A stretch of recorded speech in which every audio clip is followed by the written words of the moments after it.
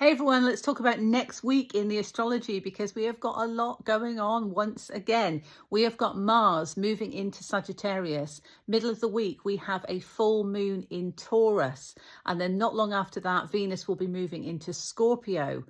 On the weekend, next weekend, Uranus will be retrograding back into Taurus as part of his retrograde. Now, of course, he is not the only planet that has hovered over that cusp point this year. It is heightening once again the theme of endings and beginnings. So he's going to be covering old ground in Taurus, relating to stability, security, our physical reality, and what needs to change in relation to that, how we're adapting to change in our reality, our physical reality. Don't forget, it's earth energy.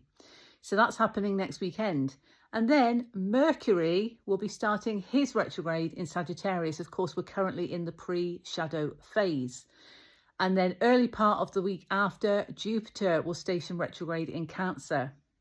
So although the energy is intense and it has maintained its intensity rather consistently this year. Okay, we've had those portal pockets and the eclipses, and of course there's lots coming up to the surface for us to pay attention to, but the energy will feel like it's slowing down with these retrogrades. I feel intuitively this is a hibernation phase for us. So even though the energy will still feel intense, it will feel like it's slowing down for us to be able to introspect. Remember that retrogrades are valuable periods of introspection.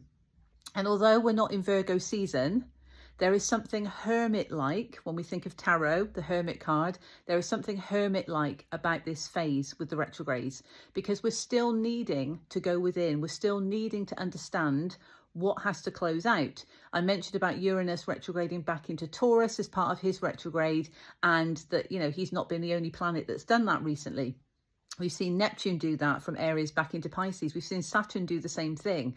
So this is about understanding we are being reminded by these planetary forces of endings and beginnings. And in order to have the new beginning, we have to go back over old ground and make sure we've closed things out. With this full moon in Taurus happening in the middle of the week, interestingly for the UK, it's happening on the 5th, which coincides with bonfire night, but it will be the 6th for those of you in Australia.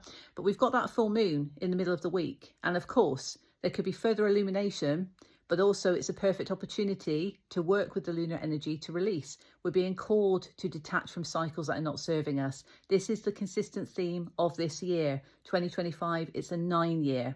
And of course, now we're in November. We're in the penultimate month of this